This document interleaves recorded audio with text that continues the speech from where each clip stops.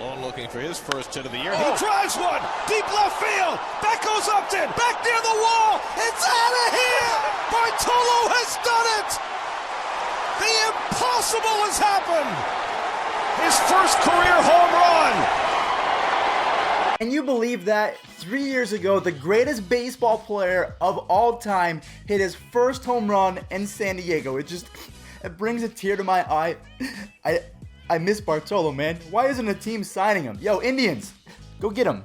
Okay? What's going on, guys? It's Fuzzy. Welcome back to yet another Major League Baseball recap. The first thing that I have to say is I'm sorry that this video is going out a little bit later than normal. I'll be honest, I did go out last night with friends. I did not drink or do anything crazy like that, but I've been working so hard. I have not missed a single baseball recap this entire year. So if you guys like baseball, make sure you slap a like and subscribe because I don't miss videos, even if I go out. But that's just a little reminder. Life is not all about work. Make sure you go out with friends, enjoy yourself.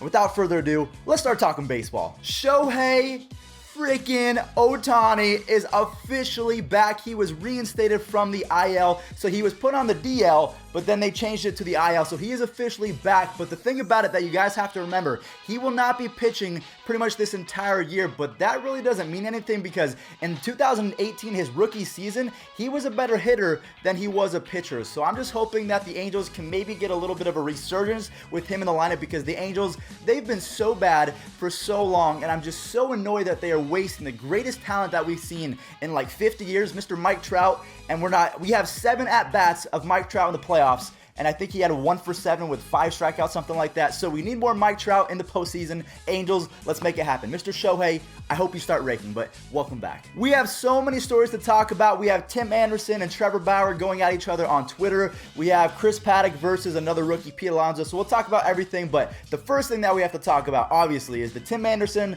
versus Trevor Bauer Twitter feud, kind of. It's not really a beef, it was just kind of funny. We all know that Trevor Bauer is kind of a troll when it comes to social media. He really likes to go at people, and yesterday he said, hey, Tim Anderson, can you not bat flip against this? Because even God rested on one day. Can you just rest for one day? And Tim Anderson came at him by saying, you know, my stats are pretty ugly against you. Probably not going to happen, but as an Indians fan, I can tell you guys, we got absolutely, I can't even speak. We got absolutely smacked in our faces yesterday. The White Sox destroyed us. That's all I have to say. I'm not even going to say any more words because Yoan Moncada, even Tim Anderson had 2 RBIs. Yeah, they dropped a fat L on the Indians. 27 starts.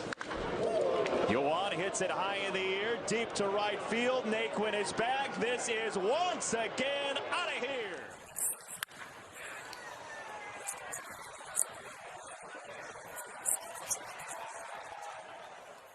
So I know that wasn't really considered a beef because I thought it was very lighthearted. There was no feelings hurt, anything like that, but there is some beef between Chris Paddack, the starting pitcher. He's a rookie for the San Diego Padres, and also the rookie out in New York, Pete Alonzo, because they're competing for the Rookie of the Year right now. And a reporter asked Alonzo, who do you think is the best rookie? And he says, we'll find out on Monday.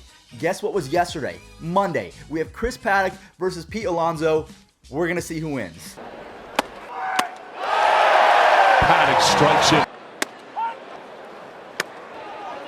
Swing and a miss, and Alonzo strikes out for the second time. That got me so fired up. Did you see Chris Paddack? I want that guy on the Indians tomorrow. That is the guy that you want Game 5, Game 7 of the World Series to try and get you a game. You want a guy that gets fired up every time that he's challenged. He overcomes that challenge, and then he just shows his emotion. That's what baseball is all about. There's the Corey Kluber approach where that's all you do is you just look like a stoic figure the whole time. And then there's the Jose Fernandez, there's the Chris Paddack approach where you just live for competition. I love it. So what do you guys make of all this? Do you think that Chris Paddack is going to end up winning the Rookie of the Year? Do you think his teammates, Fernando Tatis Jr. is going to win it? Do you think it's going to be Pete Alonzo? In my opinion, I think that it's Pete Alonzo's to lose right now. But Paddack, that Paddack on my wrist, you guys like that? I already said that before, but he's in the conversation too. The San Francisco Giants versus the Cincinnati Reds. This has been a crazy series so far. We've seen Kevin Pillar make some web gems. We have an up-and-coming prospect, Nick Senzel, who is showing up in this series. But before we talk about that, yes, the Giants did lose this game, but that doesn't mean that we don't have some highlights from them. We have Pablo Sandoval with the ding-dong of his own, and he also came in to pitch, which was a lot of fun. So Pablo with the home run and the relief appearance. Take it away, man. Pablo to right center field and deep, and the Giants are back in this game. A 3-run home. Practice speed when you're in the middle of a game. Double play ball. This is unbelievable. Think it's easy, folks? Let Pablo pitch. But you know what? It's not fair. If I'm going to talk about the Reds and the Giants game, I have to talk about the Reds as well because their offense is absolutely insane right now. And it was before Nick Senzel even got called up. But now Yasiel Puig is starting to find his groove. We have Eugenio Suarez always doing his thing. And now Nick Senzel with his 3rd home run, 2 in the same game yesterday. This dude looks to be like the real deal. The pitch is out of his hand. Senzel, a fly ball into deep right field, and that's being aggressive. The first strike is starting on Friday night. They have slipped significantly since then. Has Senzel done it again? Has he done it again? Speaking of players that are the real deal, I do have to give Luke Voit some props. I thought that he was going to be kind of a one-hit wonder in 2018 because he was traded for a bag of peanuts from the Cardinals to the Yankees. But he is continuing to rake with his 10th home run yesterday. So we have a couple ding-dongs to show from the Yankees game. Either way, the Yankees, they're still playing great baseball right now. They're winning a few games. They're staying in the hunt.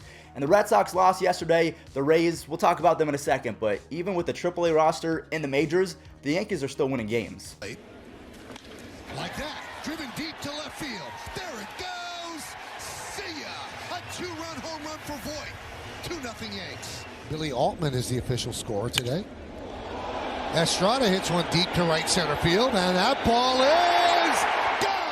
All right, guys, so now what we get to do is we get to shut our mouth and we get to show a few more clips because we have 2 grand slams to talk about. The first one is coming out from Baltimore. We have Jonathan Villar, who, yes, he's actually still playing at a very high level. I don't know if you guys remember, he used to play for the Brewers. He had one breakout season, kind of fell off after that, but now he is back playing great baseball in Baltimore. And then after that, we talked about it just for a second. Tommy Pham came in huge for the Tampa Bay Rays with a Pham slam of his own. You guys like that? Trademark. Don't ever use that. If you guys use that, I'm coming after you. Just kidding, I won't. But anyways, Jonathan Villar, Tommy Pham, take it away, guys. I love grand slams. So here's Villar in the air, center field. Maybe he wants to make sure this time. Way back. Hey, goodbye, home run! A grand slam with 2 down. Jonathan Villar.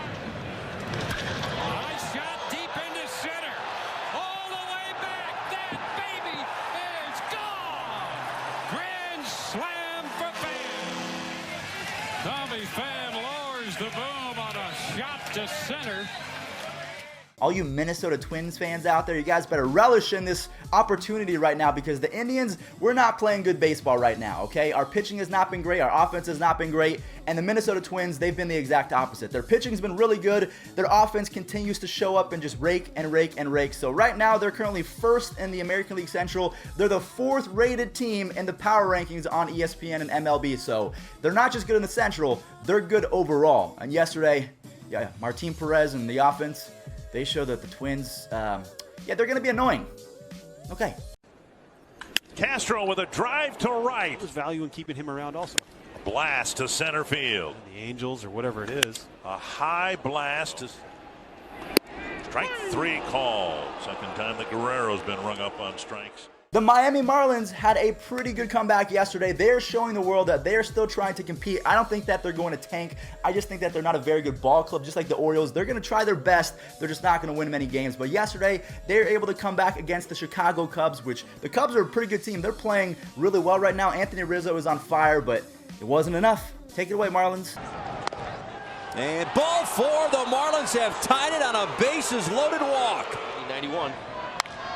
Ground ball. Oh, the play at second by Bodie.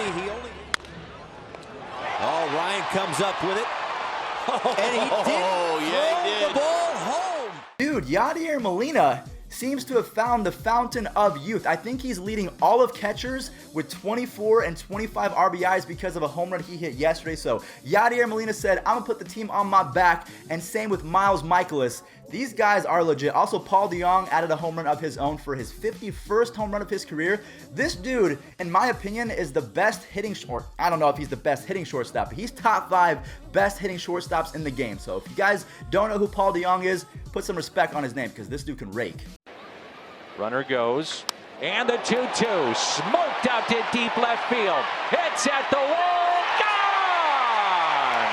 Home run! And also, guys, don't go anywhere because at the very end of this video, I want to show a pretty fun at-bat. We have Jordan Hicks, the relief pitcher for the Cardinals, who can throw 106 miles an hour versus Bryce Harper, but I'm going to save it until the end, so make sure you guys stick around. But the last two games that we have to recap, we have the Astros game and we have the Dodgers game. So I want to go ahead, and roll those, and then we're going to talk after that because we have a few things that we have to discuss. But take it away, Dodgers, Astros, pretty good games. Taylor pokes one down the line, a fair ball, and it rolls all the way to the corner. Here comes a 1-2, and Donaldson watches a city fastball, which he goes with the 1-2. Lifted to right center field, Verdugo. Ball in the right field, back goes to Lair, looking up, Torritos!